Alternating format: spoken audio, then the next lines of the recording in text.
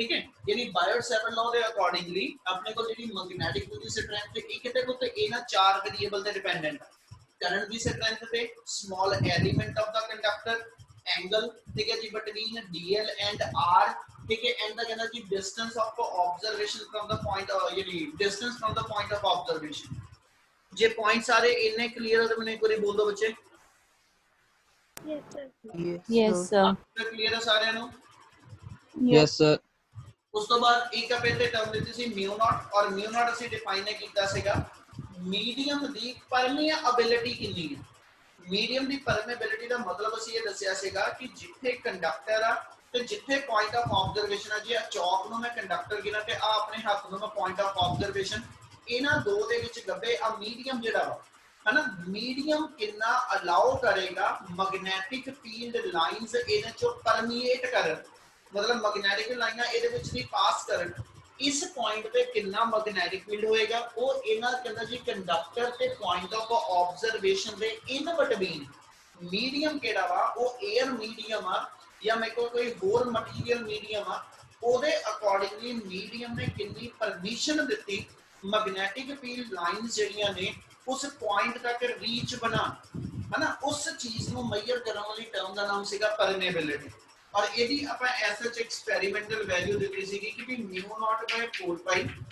यदि न्यूमेरिकल च value 10 raise to power -7 होएगी, यानी आ मेरे को फिर एसएच मैग्नेटिक फील्ड का एक फार्मूला आया सी इना पहला क्लियर।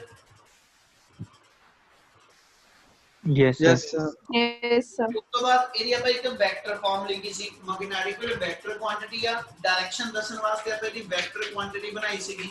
ਤੇ ਫਾਰਮੂਲਾ ਆਪਣਾ ਬਣਿਆ ਸੀਗਾ mu naught by 4 pi ideal vector ਦਾ ਨਾਮ ਸੀਗਾ ਕਰੰਟ ਐਲੀਮੈਂਟ ਵੈਕਟਰ, और करंट एलिमेंट वेक्टर ਦੀ डायरेक्शन सेम एज करंट ਆ, ठीक है। यानी जे करंट मेरे को इस वे ना अलोंग द टेंजेंट अपवर्ड जा रहा तो कहना जी मैग्नेटिक आइडियल वेक्टर की डायरेक्शन भी सेम है।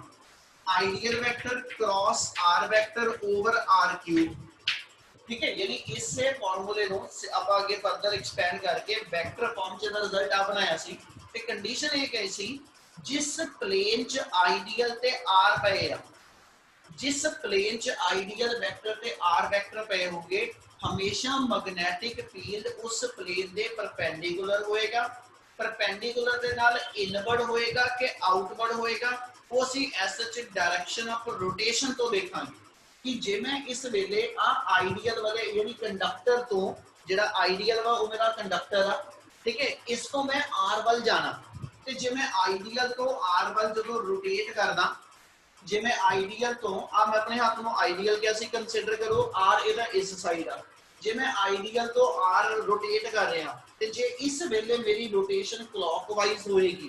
ते इस पॉइंट ते जेड़ा मैग्नेटिक फील्ड होएगा वो इनवर्ड होएगा, मतलब मैग्नेटिक फील्ड की डायरेक्शन जेडी वो थंब दे अलोंग इनवर्ड आएगी। आ गल समझ लग रही? Yes sir.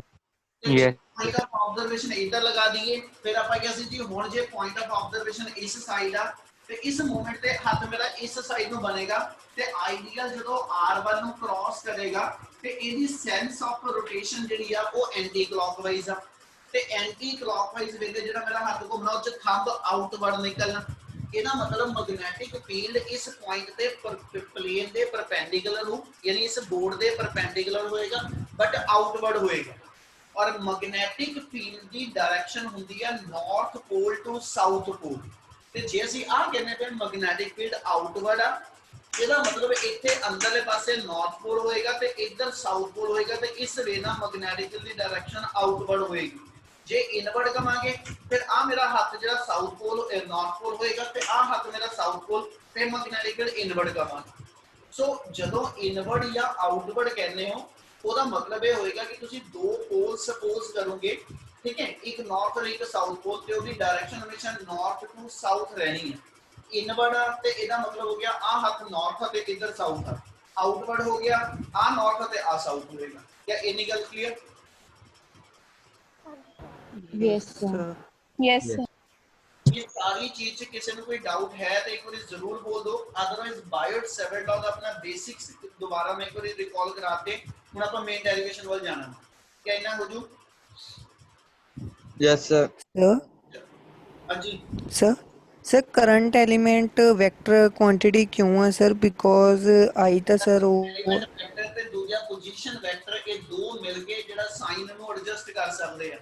ਤੇ ਕ੍ਰਾਸ ਪ੍ਰੋਡਕਟ ਦਾ ਰੂਲ ਇਹ ਕਹਿੰਦਾ ਕਿ ਵੀ ਜਦੋਂ ਤੁਸੀਂ ਐਸ ਚ ਗਿਵਨ ਵੈਕਟਰ ਨੂੰ ਰੋਟੇਟ ਕਰਾਉਂਦੇ ਹੋ ਤੇ ਰੋਟੇਸ਼ਨ ਹਮੇਸ਼ਾ ਮੇਰੇ ਕੋਲ ਦੋ ਵੈਕਟਰ ਕੁਆਂਟੀਟੀ ਚ ਅਸੀਂ ਕੰਸੀਡਰ ਕਰਦੇ ਆ ਜਿਸ ਚ ਸਾਈਨ ਐਂਗਲ ਇਨਵੋਲਵ ਹੈ ਯਾਨੀ ਜੇ a ਕ੍ਰਾਸ b ਲਿਖਾਂਗਾ ठीक है जी ਤੇ ਕਦੇ ਮੈਂ ਆ AB ਦੇ ਨਾਲ ਜਿਹੜਾ sin ਥੀਟਾ ਵੇ ਨੂੰ ਤਾਂ ਹੀ ਐਡਜਸਟ ਕਰ ਪਾਵਾਂਗਾ इसलिए ਇਹਦੇ ਵਾਸਤੇ ਫਿਰ ਜਿਹੜੀ ਰੋਟੇਸ਼ਨ ਆ ਠੀਕ ਹੈ ਰੋਟੇਸ਼ਨ ਕੰਸੀਡਰ ਹੋ ਰਹੀ ਤੇ ਰੋਟੇਸ਼ਨ ਹਮੇਸ਼ਾ ਦੋ ਵੈਕਟਰ ਕੁਆਂਟੀਟੀ ਜਾਣੀ ਸਕੇਲਰ ਚ ਨਹੀਂ ਆ ओके सर करिए कंटिन्यू सर यस सर हाँ जी Yes. सर क्लॉकवाइज एक बार दस्यो हाँ जी सर क्लॉकवाइज तो क्लॉकवाइज ਤੇ ਐਂਟੀ ਕਲॉकवाइज ਮੈਂ ਆ ਐਰੋ ਪਾਏ ਇਤੋਂ ਦੇਖੋ ਕਿ ਵੀ ਆ ਜਿਹੜਾ ਐਰੋ ਹੈ ਘੜੀ ਦੀ ਡਾਇਰੈਕਸ਼ਨ ਚ ਘੁੰਮਦਾ ਪਿਆ ਜੇ ਮੈਂ ਇਹਨੂੰ ਘੁਮਾਵਾਂ ਤੇ ਆਪਾਂ ਇਸ ਵੇ ਨਾਲ ਰੋਟੇਟ ਕੀਤੇ ਹੈ ਨਾ ਯਾਨੀ ਇਹ ਮੇਰੇ ਕੋਲ ਜਿੱਦਾਂ ਕਲॉकवाइज ਘੜੀ ਰੋਟੇਟ ਕਰਦੀ ਆ ਸੇਮ ਉਸੇ ਡਾਇਰੈਕਸ਼ਨ ਚ ਆ ਐਰੋ ਹੈਡ ਰੋਟੇਟ ਕਰੂਗਾ हाँ जी ਤੇ ਜੇ ਇਹ ਕਲॉकवाइज ਰੋਟੇਟ ਕਰੇਗਾ ਤੇ ਉਹ ਕਲॉकवाइज ਜਦੋਂ ਰੋਟੇਸ਼ਨ ਆਣੀ ਆ ਤੇ ਇਹਦਾ ਮਤਲਬ ਆ ਉਦੋਂ ਥੰਬ ਦੀ ਡਾਇਰੈਕਸ਼ਨ ਕਿੱਧਰ ਨੂੰ ਆ ਇਨਵਰਡ ਆ ਕਿ ਆਊਟਵਰਡ ਆ ਉਹਦੇ ਲਈ ਮੈਂ ਤੁਹਾਨੂੰ ਰੂਲ ਆ ਦੱਸਿਆ ਸੀ ਰਾਈਟ ਹੈਂਡ ਥੰਬ ਰੂਲ ਬਣਾ ਲਓ ਜੇ ਇਹਨੂੰ ਆਈਡੀਅਲ ਮੰਨ ਕੇ ਆ ਫਿੰਗਰ ਨੂੰ ਮੈਂ ਆਈਡੀਅਲ ਮੰਨ ਕੇ ਆਰ ਵੱਲ ਘੁਮਾ ਕੇ ਲੈ ਕੇ ਆਵਾਂ ਤੇ ਉਦੋਂ ਥੰਬ ਮੇਰਾ ਕਿੱਧਰ ਨੂੰ ਆ ਇਹ ਮੇਰੀ ਰਿਜ਼ਲਟੈਂਟ ਵੈਕਟਰ ਦੀ ਡਾਇਰੈਕਸ਼ਨ ਆ ਇਸ ਵੇਲੇ ਮੇਰਾ ਹੱਥ ਜਿਹੜਾ ਵਾ ਉਹ ਐਂਟੀ ਕਲॉकवाइज ਘੁੰਮਦਾ ਪਿਆ ਇੱਥੇ ਘੜੀ ਪਈ ਹੋਵੇ ਤੇ ਮੇਰਾ ਹੱਥ ਜਿਹੜਾ ਉਸ ਘੜੀ ਦੇ ਪੁੱਠਾ ਘੁੰਮਦਾ ਪਿਆ ਇਸ ਲਈ ਆਈਡੀਅਲ ਵੈਕਟਰ ਦੀ ਡਾਇਰੈਕਸ਼ਨ ਆਰ ਵੱਲ ਐਂਟੀ ਕਲॉकवाइज ਘੁੰਮਦੀ ਤੇ ਫਿਰ ਥੰਬ ਅਪਵਰਡ ਆ ਤੇ ਜੇ ਮੈਂ ਆਈਡੀਅਲ ਨੂੰ ਆਰ ਵੱਲ ਕਲॉकवाइज ਘੁਮਾਇਆ ਜਿੱਦਾਂ ਘੜੀ ਘੁੰਮਦੀ ਆ ਤੇ ਫਿਰ ਉਦੋਂ ਥੰਬ ਦੀ ਡਾਇਰੈਕਸ਼ਨ ਜਿਹੜੀ ਪਲੇਨ ਦੇ ਪਰਪੈਂਡੀਕੂਲਰ ਬਟ ਇਨਵਰਡ ਆਏਗੀ ਕਲੀਅਰ ਆ हाँ जी सर ਚਲ ਇਸ ਤੋਂ ਬਾਅਦ ਆਪਣਾ ਜਿਹੜਾ ਟੌਪਿਕ ਬਣਨਾ टॉपिक हैगा अपने को एक्सप्रेशन फॉर उन्हें मेन मैथमेटिकल डेरिवेशंस आनी है तीन चार ठीक है जो ना जो एक डेरिवेशन है होएगी expression for magnetic field intensity due to straight current carrying conductor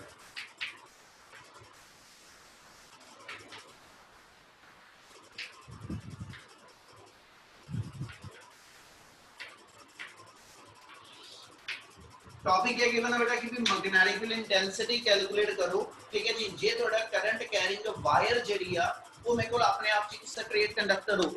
मतलब आ एक स्ट्रेट कंडक्टर गिवन है ਇਹਦੇ ਦੋ ਐਂਡ ਜਿਹੜੇ ਨੇ ਇਹਨੂੰ ਮੈਂ ਬੈਟਰੀ ਨਾਲ ਜੋੜ ਲਾਂ ਤੇ ਜਦੋਂ ਇਹ ਚੋਂ ਕਰੰਟ ਪਾਸ ਕਰੇਗਾ ਤੇ ਜਿਹੜਾ ਇਹਦਾ ਮੈਗਨੈਟਿਕ ਫੀਲਡ ਇਹਦੇ ਅਰਾਊਂਡ ਬਣ ਕੇ ਆਣਾ ਹੈ ਨਾ ਉਸ ਮੈਗਨੈਟਿਕ ਫੀਲਡ ਦੀ ਵੈਲਿਊ ਕਿਹੜੇ ਕਿਹੜੇ ਵੇਰੀਏਬਲ ਤੇ ਡਿਪੈਂਡੈਂਟ ਉਹਦੇ ਲਈ ਆਪਾਂ ਡਿਫਾਈਨ ਕਰਨ ਲੱਗੇ ਕਿ ਵੀ ਆਰ ਕੰਸੀਡਰਿੰਗ ਅ ਕੰਡਕटर हम एक कोई XY कंडक्टर गिवन है और ਇਹਦੇ across I ampere current pass हो ਰਿਹਾ ਇਸ ਕੰਡਕਟਰ ਤੋਂ ਠੀਕ ਹੈ ਜੀ ਐਸਾ ਜਿਵੇਂ ਕਹਿੰਦੇ ਆ ਇੱਕ ਪਰਪੈਂਡੀਕੂਲਰ ਬਾਈਸੈਕਟਰ ਲੈ ਲੈਣੇ ਜਿਹੜਾ ਸੈਂਟਰ ਤੋਂ ਜਿਹਦਾ ਡਿਸਟੈਂਸ ਮੇਰੇ ਕੋਲ ਜਿਹੜਾ ਸੀ ਮੰਨਦੇ A ਆ ਤੇ ਆ ਪੁਆਇੰਟ ਆਫ ਆਬਜ਼ਰਵੇਸ਼ਨ ਆ ਜਿੱਥੇ ਤੁਸੀਂ ਮੈਗਨੈਟਿਕ ਫੀਲਡ ਕੈਲਕੂਲੇਟ ਕਰਨਾ ਇਹਦੇ ਲਈ ਅਸੀਂ ਕੀ ਕਹਿੰਦੇ ਕਿ ਵੀ ਕੰਡਕਟਰ ਦਾ ਇੱਕ ਸਮਾਲ ਐਲੀਮੈਂਟ ਲੈ ਲਾਂਗੇ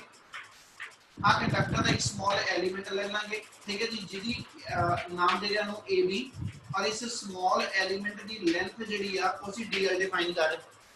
ठीक है और ਇਹਦੇ ਤੋਂ P पॉइंट ऑफ ऑब्जर्वेशन ਜਿਹੜਾ ਹੈਗਾ ਇਹ ਐਸ ਐਚ ਮੰਨ ਲਓ ਮੇਰੇ ਕੋਲ ਥੀਟਾ ਐਂਗਲ ਤੇ ਇਨਕਲਾਈਨ ਦਾ क्या ਇਹਨੇ figure clear yes sir straight conductor हो गया स्ट्रेट कंडक्टर हो गया करंट I पास करदा ਪਿਆ ਉਹਦਾ स्मॉल एलिमेंट AB ਲੈ ਲਿਆ ठीक है AB ਉਹਦੀ ਲੈਂਥ ਕੰਸੀਡਰ ਕੀਤੀ ਜਿੱਚੋਂ I ਕਰੰਟ ਨਿਕਲਣਾ ਔਰ point of observation the distance ਇਸ ਸਮਾਲ ਐਲੀਮੈਂਟ ਤੋਂ r ਰੱਖ ਲਿਆ यानी आ डिस्टेंस मेरा r डिफाइन हो जाएगा और ਜਿਹੜਾ ਪੁਆਇੰਟ ਆਫ ਆਬਜ਼ਰਵੇਸ਼ਨ ਵਾਲੀ ਲਾਈਨ ਆ ਉਹਨੇ ਕੰਡਕਟਰ ਦੇ ਨਾਲ ਐਂਗਲ ਥੀਟਾ ਇਨਕਲਾਈਨ ਕੀਤਾ ਤੇ ਜੇ ਮੈਂ A ਤੇ r ਦੇ ਵਿੱਚ ਐਂਗਲ ਡਿਫਾਈਨ ਕਰ ਲਵਾਂ ਇਸ ਐਂਗਲ ਨੂੰ ਅਸੀਂ ਡਿਫਾਈਨ ਕਰਦੇ ਪਏ ਇਹ ਐਂਗਲ ਫਾਈ ਆ ਜਾਏਗਾ ਠੀਕ ਹੈ ਥੀਟਾ ਐਂਗਲ dl ਤੇ r ਚ थीटा एंगल मेरे को जेड़ा वा थीटा एंगल होएगा मेरा जेड़ा ये between current element and R दे क्रॉस आ फाई एंगल मेरा जेड़ा पॉइंट ऑफ ऑब्जर्वेशन दा जेड़ा कंडक्टर तो परपेंडिकुलर डिस्टेंस आ ते जेड़ा आर पॉइंट ऑफ ऑब्जर्वेशन दा गिवन एलिमेंट तो डिस्टेंस आ यानी ए ते आर दे विच एंगल फाई आ ए ते आर च एंगल फाई आ ठीक है जी। ते DL ਦਾ R ਦੇ ਨਾਲ ਐਂਗਲ ਥੀਟਾ। ਹੁਣ ਜੇ ਆਪਾਂ ਜਿਹੜਾ ਸਮਾਲ ਐਲੀਮੈਂਟ ਲਿੱਤਾ ਵਾ, ਜੇ ਇਹ ਸਮਾਲ ਐਲੀਮੈਂਟ ਕੰਡਕਟਰ ਦੇ ਇਸ ਐਜ ਤੇ ਮੈਂ ਲੈ ਲਵਾਂ, ਠੀਕ ਹੈ, ਯਾਨੀ ਇਹਦੇ ਕੰਡਕਟਰ ਦੇ ਇਸ ਐਜ ਤੋਂ ਮੈਂ ਇਹਨੂੰ ਪੁਆਇੰਟ ਨੂੰ ਲੈ ਲਵਾਂ, ठीक है, ਤੇ ਜੇ ਇਹੀ ਸਮਾਲ ਐਲੀਮੈਂਟ ਆਪਾਂ ਕੰਡਕਟਰ ਦੇ ਇਸ ਐਜ ਤੋਂ ਲੈ ਲਈਏ ਤੇ ਦੋਨੋਂ ਕੇਸਿਸ ਦੇ ਅੰਦਰ ਜੇ ਮੈਂ ਇਹਨੂੰ ਇਸ ਪੁਆਇੰਟ ਨਾਲ ਜੁਆਇਨ ਕਰ ਲਵਾਂ ਤੇ ਇੱਥੇ ਮੇਰੇ ਐਂਗਲ ਦੀ ਦੋ ਵੈਲਿਊਜ਼ ਡਿਫਾਈਨ ਕਰਨ ਲੱਗੇ ਹੋ, ठीक है, एक मेरा एंगल आ जाएगा φ1 और एक एंगल आ जाएगा φ2। क्या आप सारे वेरिएबल क्लियर? सर बोलो जी। सर ये जो आपने लास्ट में एज वाला बताया वो कैसे बना, वो नहीं समझा। अगर जे ਅਸੀਂ ਆ A ਪੁਆਇੰਟ ਇੱਥੇ ਨਾ ਰੱਖ ਕੇ ਅਸੀਂ ਇੱਥੇ ਰੱਖ ਲਈਏ ਤੇ ਫਿਰ ਇਸ ਪੁਆਇੰਟ ਤੋਂ ਆ ਲਾਈਨ ਜਿਹੜੀ ਇਹ R ਵਾਲੀ ਲਾਈਨ ਹੋਊਗੀ, यस सर। ਤੇ ਫਿਰ R ਵਾਲੀ ਲਾਈਨ ਜਿਹੜੀ ਵੀ ਆ ਉਹ ਇਸ ਸੈਂਟਰਲ ਲਾਈਨ ਦੇ ਨਾਲ ਐਂਗਲ φ ਬਣਾਉਂਦੀ ਆ। ਤੇ ਜੇ ਇਸ A ਪੁਆਇੰਟ ਤੋਂ ਉਹਨੇ ਐਂਗਲ φ ਬਣਾਇਆ ਤੇ ਜੇ ਇਹੀ ਪੁਆਇੰਟ A ਇਸ X ਵਾਲੀ ਪੋਜੀਸ਼ਨ ਤੇ ਹੋਵੇ, ਅਸੀਂ ਕਹਿੰਦੇ ਜੀ ਇਸ ਐਕਸਟ੍ਰੀਮ ਐਜ ਤੋਂ ਉਹਨੇ ਜਿਹੜਾ SH A ਵਾਲੀ ਲਾਈਨ ਦਾ ਐਂਗਲ ਉਹ φ1 ਬਣਾ ਲਿਆ। ਤੇ ਇਹਦੇ ਜੇ ਉਹ ਇਧਰੋਂ ਐਕਸਟ੍ਰੀਮ ਐਜ ਲੈ ਲਵਾਂ ਤੇ ਫਿਰ ਉਹਦਾ ਐਂਗਲ φ ਦੀ ਆਪਾਂ ਵੈਲਿਊ ਜਿਹੜੀ ਅਪਰ ਵਾਲੀ ਸਾਈਡ ਤੇ φ2 ਡਿਫਾਈਨ ਕਰਾਂਗੇ। ਐਜ ਤੋਂ ਐਜ ਵਾਲੀ ਲਾਈਨ ਨੇ ਸੈਂਟਰ ਵਾਲੀ ਲਾਈਨ ਦਾ ਜਿਹੜੇ ਐਂਗਲ ਬਣਾਣੇ ਆਣੇ ਉਹ φ ਦੀ ਫਾਰਮ ਚ ਆ। ਅਸੀਂ ਦੋ ਉਹਦੇ ਐਕਸਟ੍ਰੀਮ ਐਜ ਤੋਂ ਵੈਲਿਊ ਦਿੱਤੀ, ਇੱਕ φ1 ਤੇ ਇੱਕ φ2। ਕਲੀਅਰ ਆ? Yes sir. क्या सारिਆਂ ਨੂੰ ਫਿਗਰ ਕਲੀਅਰ ਹੈ ਪਹਿਲੋਂ? Yes, sir. ਚਲੋ Yes, sir. ਇਹਦੇ ਮੈਗਨੈਟਿਕ ਫਾਰਮੂਲੇ ਦੀ ਗੱਲ ਸ਼ੁਰੂ ਕਰਦੇ ਹਾਂ। ਜੇ ਆ ਸਮਾਲ ਐਲੀਮੈਂਟ ਲੈ ਕੇ ਆਪਾਂ ਇਹਦਾ ਮੈਗਨੈਟਿਕ ਵੀ ਲਿਖਣਾ, ਮੈਥਡ ਉਹੀ ਹੋਏਗਾ ਅਕੋਰਡਿੰਗ ਟੂ ਬਾਇਟ-ਸੇਵਰਟ ਲਾਅ। और एक तो ਆਪਾਂ ਤਿੰਨ ਟੌਪਿਕ ਕਰਨੇ ਆ, ਤਿੰਨ ਟੌਪਿਕ ਆਨੇ, ਤਿੰਨੇ ਦੇ ਤਿੰਨੇ ਜਿਹੜੇ ਨੇ ਦੇ are to be called as ਦਾ ਐਪਲੀਕੇਸ਼ਨ ਆਫ ਬਾਇਟ-ਸੇਵਰਟ ਲਾਅ। ਠੀਕ ਹੈ, so according to Biot Savart law ਆਪਣੇ ਕੋਲ ਜਿਹੜਾ ਫਾਰਮੂਲਾ ਸੀ ਉਹ ਯੂਜ਼ ਕਰਾਂਗੇ, dv vector equal to mu naught by 4 pi ideal vector cross r vector over r cube।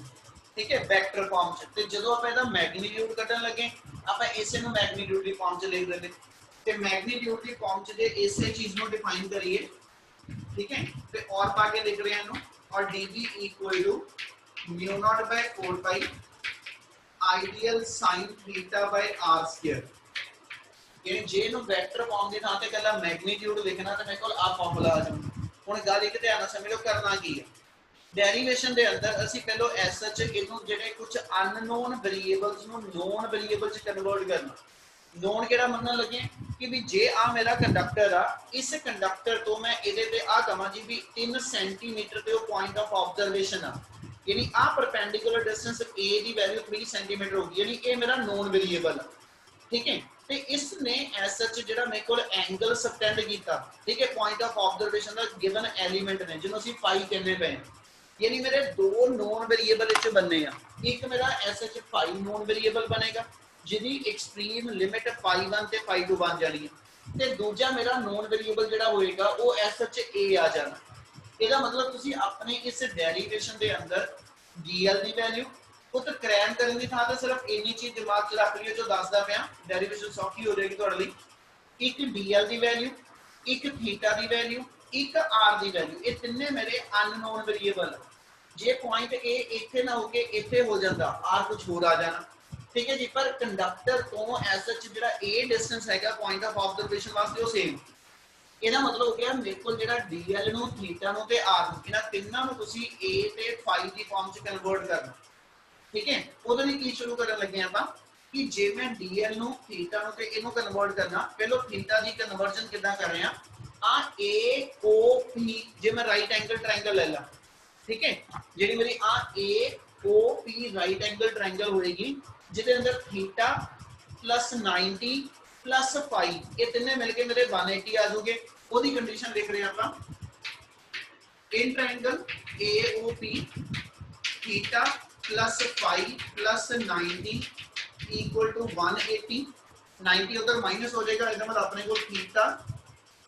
Plus phi की वैल्यू 90 आ जाएगी। तो देयरफॉर इतो थोड़ी थीटा की वैल्यू कर दो, अपन थीटा एलिमिनेट करना वा, इसलिए थीटा नु phi च कन्वर्ट कर लेंगे। तो theta equal to 90 minus phi, तो देयरफॉर इतो sin थीटा लिख दो ਤੇ sin ਥੀਟਾ ਦੀ ਵੈਲਿਊ sin 90 ਮਾਈਨਸ फाई बन जाएगी which is equal to cos phi. क्या पहला वेरिएबल क्लियर है? Yes sir. Yes, sir. ਆਪਾਂ ਇਸੇ ਹੀ ਟ੍ਰਾਇੰਗਲ ਦੇ ਵਿੱਚੋਂ ਠੀਕ ਹੈ ਜੀ ਜੇ ਅਗਲਾ ਵੇਰੀਏਬਲ ਲੈ ਕੇ ਚੱਲੀਏ ਤੇ ਆਪਾਂ SH ਤੋਂ R ਦੀ ਵੈਲਿਊ ਨੂੰ A ਚ ਕਨਵਰਟ ਕਰਨਾ ਤੇ R ਤੇ A ਦੇ ਵਿੱਚ ਐਂਗਲ ਦੋ ਨੇ ਠੀਕ ਹੈ ਇਧਰੋਂ ਜੇ ਗਿਣ ਕੇ ਚੱਲਾਂ ਆਪਾਂ ਜਿਹਨੂੰ ਥੀਟਾ ਚ ਕਨਵਰਟ ਕਰੀਏ ਕਿ ਫਾਈ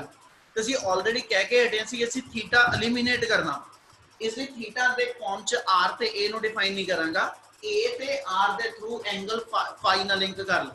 ਤੇ ਐਂਗਲ ਦੇ ਸਾਹਮਣੀ ਸਾਈਡ ਪਰਪੈਂਡੀਕੂਲਰ ਆਜੂ आ बेस आजू आ हाइपोटेन्यूज आजू यानी a ते r cos phi ना लिंक हो जू इधर मैं नेक्स्ट लाइन च लिखे जब आ कह सकते we know that a by r it should be equal to cos phi तो therefore ਤੁਹਾਡੇ ਕੋਲ r the value a by cos phi ਆਜੂ क्या आ क्लियर है? Yes sir. ਉਸ ਤੋਂ ਬਾਅਦ ਆ ਗਿਆ dl ਹੁਣ dl ਨੂੰ ਸਮਝੋ ਆਪਾਂ ਜੇ ਆ ਲਈਏ ਕਿ ਜਿੱਥੇ A ਪੁਆਇੰਟ ਆ ਇਹਦਾ ਇਸ O ਪੁਆਇੰਟ ਤੱਕ ਦਾ ਡਿਸਟੈਂਸ L ਹੋਵੇ ਠੀਕ ਹੈ ਯਾਨੀ ਜੇ A ਤੋਂ O ਤੱਕ ਦੀ ਲੈਂਥ L ਹੈਗੀ ਤੇ ਇਸ ਐਂਗਲ AOP ਦੇ ਵਿੱਚ रोटी खाओ गेट बंद कर दो। ਬੰਦ ਕਰ ਲਓ ਕੋਈ ਐਕਸਟਰਾ ਤਾਂ ਨਹੀਂ ਬੜਿਆ ਹੋਇਆ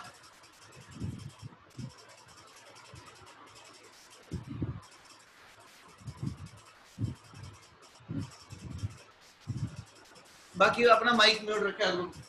जे L ਨੂੰ ਤੇ A ਨੂੰ ਲਿੰਕ ਕਰ ਲਈਏ ਕਿਉਂਕਿ L ਤੇ R ਤਾਂ ਲਿੰਕ ਨਹੀਂ ਕਰਨਾ R ਅਸੀਂ ਆਲਰੇਡੀ ਐਲੀਮੀਨੇਟ ਕਰ ਦੇਵੇ ਇਸ ਲਈ L ਤੇ A ਨੂੰ phi ਦੇ ਥਰੂ ਲਿੰਕ ਕਰਾਂ ਤੇ ਐਂਗਲ ਦੇ ਸਾਹਮਣੇ ਪਰਪੈਂਡੀਕੂਲਰ ਤੇ ਆ ਮੇਰਾ ਬੇਸ ਆ ਜੂ ਇਹ ਮਤਲਬ L ਤੇ A tan phi ਨਾਲ ਲਿੰਕ ਹੋ ਜੂ यस सर। ਇਹ ਜੇ ਤੇ ਲਿੰਕ ਕਰੋ ਤੇ ਕੰਡੀਸ਼ਨ ਆ ਜਾਏਗੀ L A = tan phi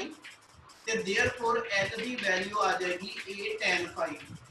ਆਪਾਂ ਨੂੰ ਚਾਹੀਦਾ dl ਤੇ ਆਪਾਂ ਨੂੰ ਇਹ ਪਤਾ ਸਮਾਲ ਪਾਰਟ ਗਿਵਨ ਹੋਵੇ ਤੇ ਟੋਟਲ ਕੱਢਣਾ ਹੋਵੇ ਇੰਟੀਗ੍ਰੇਟ ਕਰੀਦਾ